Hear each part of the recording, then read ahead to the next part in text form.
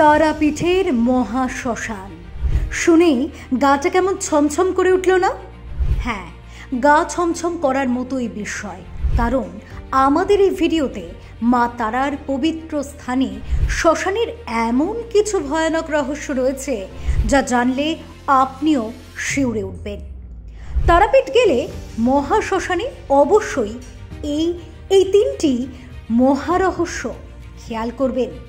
লুকিয়ে থাকা এই তিন মহারহস্যের কথা হয়তো অনেকেই জানেন না। পুরো ভিডিওর সঙ্গে থাকুন। হ্যাঁ, শ্মশান শব্দটা উচ্চারণ করতেও অনেকের গা ছমছম করে, কেননা শ্মশান যে আমাদের দাঁড় করিয়ে দেয় পৃথিবীর সব থেকে নিষ্ঠুর বাস্তবের কাছে। যারাই শ্মশানে গিয়েছেন স্পষ্ট করে বুঝেছেন, মৃত্যু কাউকে রেয়াত করে না। একদিন সে যখন ডাক দেবে তখন সযত্নে রক্ষা করা অহং বা শরীর সবটাই চলে যাবে বৃথার খাতে। তখন পাশে পড়ে থাকা একটা মৃতদেহের সঙ্গে অন্যগুলির কোনো তফাৎ নেই। তখন তারা হেলা ফেলার, দাহতে কর্তব্য পালনের মাধ্যম মাত্র। তবে তারাপীঠের মহাশ্মশানকে দেখতে হবে একটু অন্য চোখে, যে কারণে একে বলা হয় মহাশ্মশান।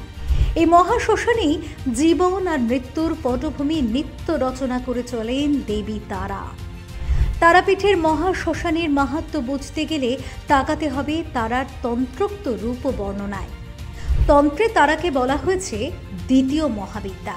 এই দ্বিতীয় মহাবিদ্যা দেবী তারা শায়িত শিবের বক্ষে দণ্ডায়মান।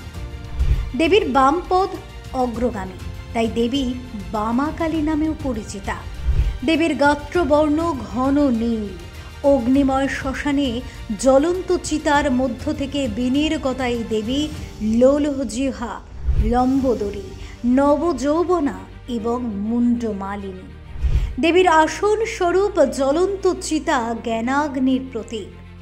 চতুর্ভুজায় দেবীর ডান দিকের উপরের হাতে খড়গ এবং নিচের হাতে কাঁটারি, বাম দিকের উপরের হাতে পদ্মফুল এবং নিচের হাতে নরকপাল।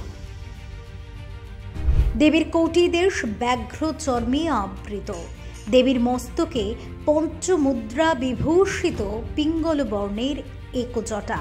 পঞ্চমুদ্রা অর্থাৎ শ্বেত অস্থি নির্মিত চারটি পটি দিয়ে ত্রিকোণ আকারে গাঁথা পাঁচটি নরকরটি।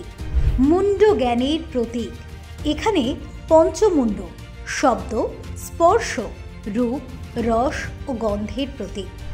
দেবীর জটার শীর্ষে রয়েছেন অক্ষোভ্য অর্থাৎ ত্রিগুণাত্মিকা ব্রহ্মশক্তির প্রতীক শ্রী নাগরূপী মহাদেব স্বয়ং। দেবীর সর্বাঙ্গ স্ত্রীসুলভ নাগলঙ্কারে ভূষিতা। দেবীর সর্বাঙ্গে সর্পালঙ্কার প্রকটিত বৈরাগ্যের প্রতীক। জীবকে ভবসাগর থেকে উদ্ধার করেন বলে তাকে তারিণী নামেও ডাকা হয়ে থাকে। এই রূপ বর্ণনায় বুঝিয়ে দিচ্ছে শ্মশান দেবী তারার আবাস।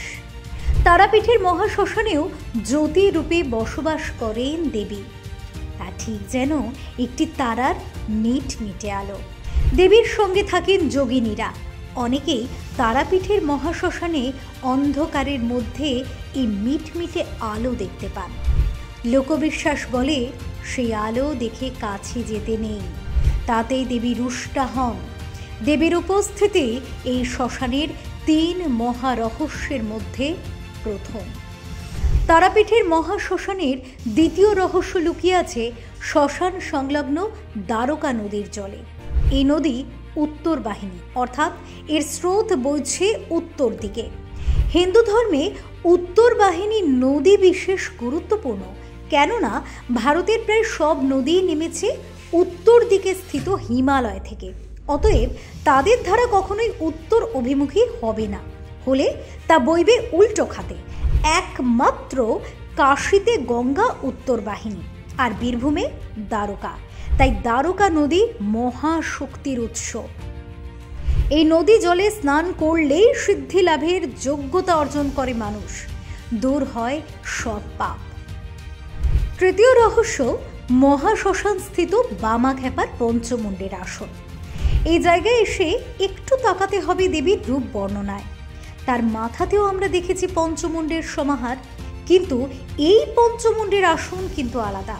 এখানে 5টি মুণ্ড, সাপের, ব্যাঙের, খরগোশের, শিয়ালের এবং মানুষের। এই আসনে বসে বহু যুগ পূর্বে দেবীকে তুষ্ট করে তারাপীঠকে সিদ্ধ পীঠে পরিণত করেছিলেন ঋষি বশিষ্ঠ। সেই আসন আজও বিদ্যমান। সাধক বামাখ্যাপাও এই আসনে বসেই তন্ত্র সাধনায় সিদ্ধি লাভ করেন, অর্থাৎ এই আসন আজও জাগ্রত।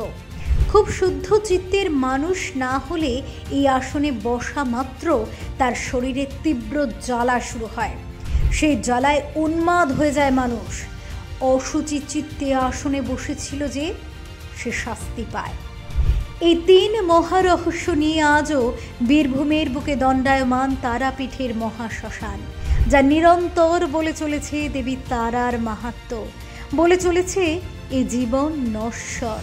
সুতরাং তারাপীঠ মন্দিরে শুধু একটি পূজার স্থান নয়, এটি ভক্তি, তন্ত্র এবং সংস্কৃতির এক অনন্য মিলনস্থল। এর ইতিহাস, আচার অনুষ্ঠান এবং আধ্যাত্মিক পরিবেশ ভক্ত মনে বিশেষ স্থান দখল করে। শোনা যায় মা তারা যে ভক্তের ডাকে সাড়া দেন তার সব মনোবাঞ্ছা পূর্ণ হয়। তারাপীঠ তাই শুধু এক মন্দির নয়, এটি ভক্তি ও তন্ত্রের চিরন্তন প্রতীক। যারা আধ্যাত্মিক শান্তি বা দেবীর কৃপা কামনা করেন তাদের জন্য এটি এক আদর্শ স্থান। তাহলে আর দেরি কেন? হাতের সময় নিয়ে একদিন ঘুরে আসুন মায়ের মন্দিরে।